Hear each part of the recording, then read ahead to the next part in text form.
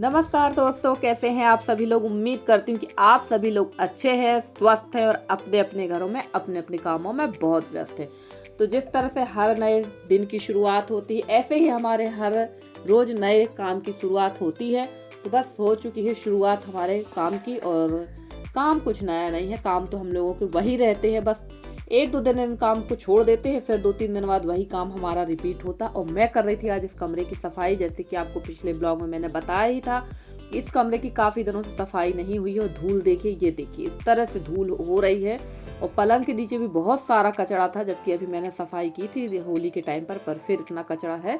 तो ये देखिए, आप लोग कहेंगे कि शायद साफ़ सफाई नहीं होती है, पर यहाँ हमेशा ही साफ़ सफाई होती है और आप लोग तो देखते ही रहते हैं।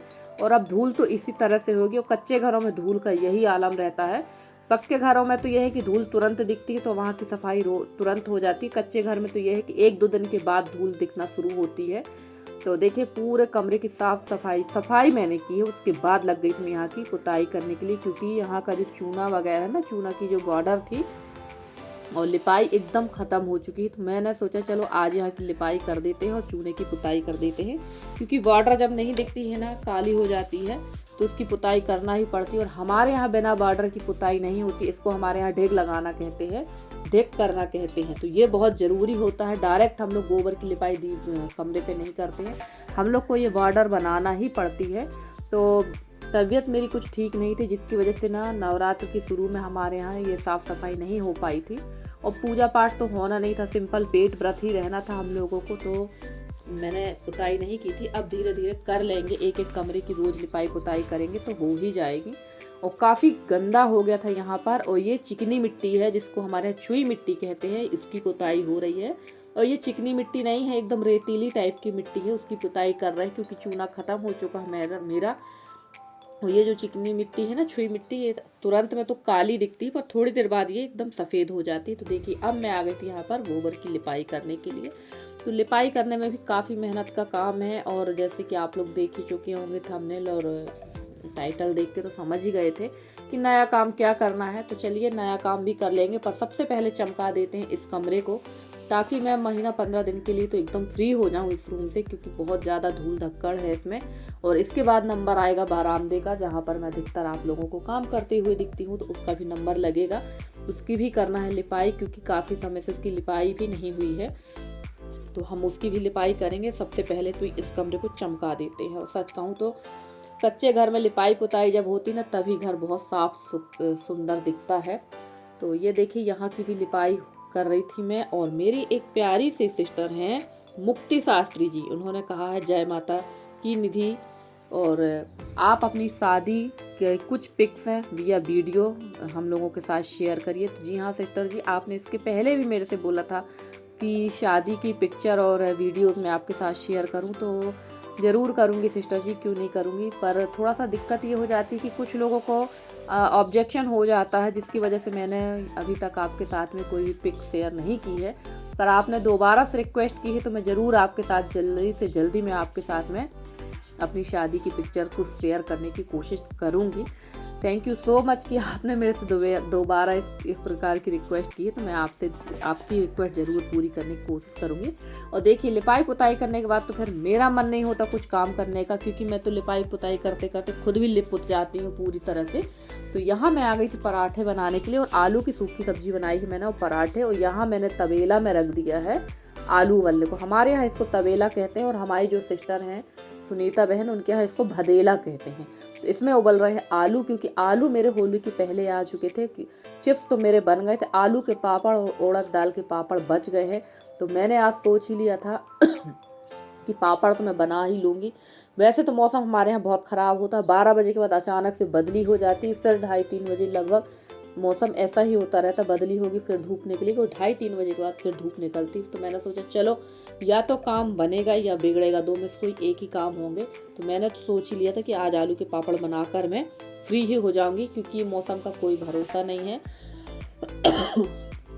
क्योंकि मौसम का कोई भरोसा नहीं है। और इसके बाद अप्रैल तक तो बहुत ज़्यादा तेज वाली गर्मी पड़ने लगेगी, फिर हिम्मत नहीं होगी कि आप बाहर बैठ के या धूप में कुछ काम कर सके। 10 बजे के बाद तो हिम्मत ही नहीं होती धूप में। और देखिए पराठे और सब्जी बन चुके थे और मैंने भी खा लिया था पराठा और आलू की सब्जी। ये तो यही खाया जाता है। वैसे तो चटनी के साथ भी पराठे अच्छे लगते हैं, पर तले आलू के साथ पराठे अच्छे लगते हैं। और खाना खाने के बाद मैं बैठ गई थी यहाँ पर आलू छीलने के लिए। वैसे मैं ज़्यादा खाना नहीं खा सकती, जब मुझे कोई काम करना होता है तो एकदम भर पेट खाना नहीं खाती, थोड़ा ही खाना खा के मैं काम शुरू कर दी थी, क्योंकि भूख भी बहुत तेज़ी की लगी थी। ये समझ के चलिए नाश्ता के अकॉर्डिंग मैंने खाना खाया था और मैं लग गई थी यहाँ पर आलू छीलने के लिए। और आलू एकदम गरम गरम ही छील के जब इनको थोड़ा सा कद्दूकस कर लो ना तो बहुत अच्छा रहता है, क्योंकि ठंडे होने के बाद ना फिर इसमें थोड़ी सी दिक्कत होती है। और सच कहूँ तो ये इसको किसते हुए ना मेरे हाथ भी थोड़ा सा छाले आ गए थे इसको किसते हुए, पर काम तो करना ही था और जितनी जल्दी जो काम हो जाए उतना अच्छा रहता है। तो बस ये काम तो मेरा फाइनल समझो हो ही गया है। अब इसके बाद मुझे बनाना उड़द दाल के पापड़। तो किसी एक दिन के अंदर वो भी बना के फ्री हो जाऊंगी, ताकि गर्मी में सिर्फ मेरा स्टोरेज वाला काम रह जाए, दाल चावल जो स्टोरेज करना बस वही काम रह जाए, क्योंकि काफ़ी तेज़ गर्मी पड़ने के साथ साथ ना काम भी फिर नहीं होने वाला है। और इस बार तो बहुत अच्छा हुआ कि मेरे सारे काम जल्दी हो गए हैं, वरना पिछले बार तो मुझे काफ़ी टाइम लग गया था। और पिछले बार भी मौसम कुछ इसी तरह से नरम गरम होता था, और इस बार तो कुछ ज़्यादा ही मौसम ने करवट बहुत तेज़ी से बदली है। तो ये मौसम मेरे यहाँ बस ऐसा नहीं है, सभी के यहाँ इसी तरह का है। तो चलिए यहाँ पर ये आलू किसने में काफ़ी टाइम लग गया था मुझे, और सारे आलू मैंने किस लिए हैं, लगभग ये 6-7 किलो के समथिंग होंगे आलू, क्योंकि 1 किलो में आलू आते ही कितने हैं। और देखिए यहाँ मैंने डाल दी थी कुटी हुई अच्छी हरी मिर्च थी जो मैंने सिल में पीसी थी, और इसके बाद डाल दी मैंने ढेर सारी हरी धनिया, और डाल देंगे जीरा, और डालेंगे इसमें सेंधा नमक। और ये है साबूदाना जो मैंने थोड़ा सा हल्का सा कढ़ाई पे भून कर इसको अच्छी तरह से मिक्सर ग्राइंडर में पीस लिया था। वैसे उतना बहुत बारीक फाइन पाउडर तो नहीं कह सकते इसको, पर थोड़ा सा मोटा मोटा सा था तो ये डाल दिया था। आपको अगर डालना हो तो डालिए, वरना मत डालिए। मैं तो थोड़ा सा इसको मैंने डाल लिया था। वैसे अगर इसमें मैं आधा किलो के समथिंग पाउडर भी डाल दी थी ना, कोई दिक्कत नहीं थी, और हम लोग साबूदाना का पाउडर डालते ही हैं। और ये मैं बना रही हूँ व्रत के लिए, इसलिए मैं इसमें सेंधा नमक ही डालूंगी। सेंधा नमक ज़रूरी होता है, और हम लोग ये जो डेली वाला नमक होता है ना, ये नहीं डालते हैं। व्रत में हम लोग सेंधा नमक ही यूज़ करते हैं। और यहाँ देखिए यहाँ आ गई थी दादी के साथ बैठ गए थे हम लोग यहाँ पर पापड़ बनाने के लिए। दादी यहाँ पर करती जा रही थी टिकिया, और मैं बना रही थी यहाँ पर पापड़।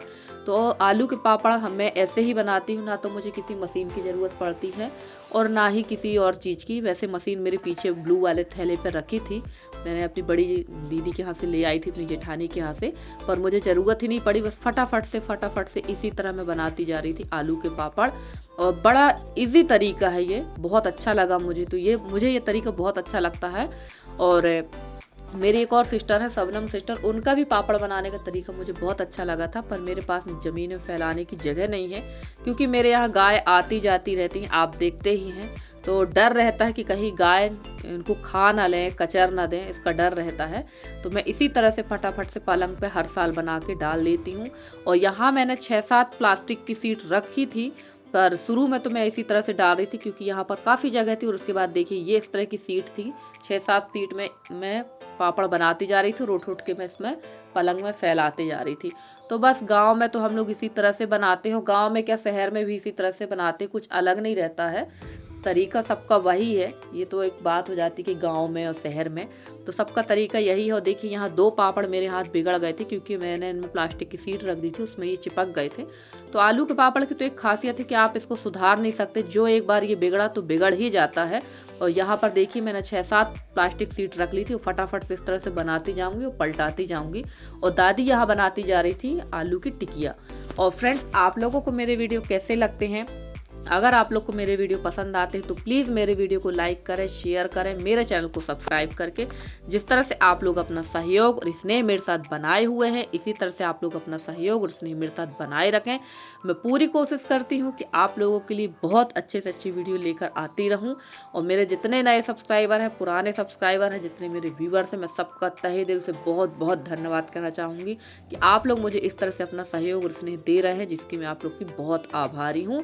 और मौसम मौसम देखिए, आप लोग तो यकीन नहीं मान रहे होंगे कि मतलब मौसम ख़राब होता। देखिए यहाँ पर धूप बिल्कुल भी नहीं है, बदली थी और डर था कि कहीं पानी न गिरे। थोड़ी सी बूंदाबांदी हुई, बिल्कुल थोड़ी सी, पर हाँ उसके बाद सूर्यदेव प्रसन्न हो गए थे तो वो निकल गए थे। मेरी मेहनत ख़राब नहीं हुई, मेरी मेहनत सफल हो गई और लगभग शाम टाइम तक ये पापड़ निकल भी गए थे, पलटा भी लिए थे मैंने। तो चलिए यहाँ पर अब पलंग तो पूरा पैक हो चुका था, अब बस बचा ये बांस का छीटा है, इसमें डाल देंगे और लगभग काम हमारा कंप्लीट हो चुका है पापड़ वाला। तो चलिए एक काम से मैं फ्री हो गई हूँ, अब बस इनको अच्छी तरह से सुखाकर फिर स्टोरेज कर देंगे। और देखिए दादी तो अपना काम करके फ्री हो गई, दादी ने टिकिया बना दी है सारी। और यहाँ पर मैंने देखिए 7-8 प्लास्टिक की सीट में पापड़ बना लिए थे। तो फ्रेंड्स आज का वीडियो कैसा लगा बताइएगा, मिलती हूँ अगले वीडियो में, तब तक के लिए बाय बाय।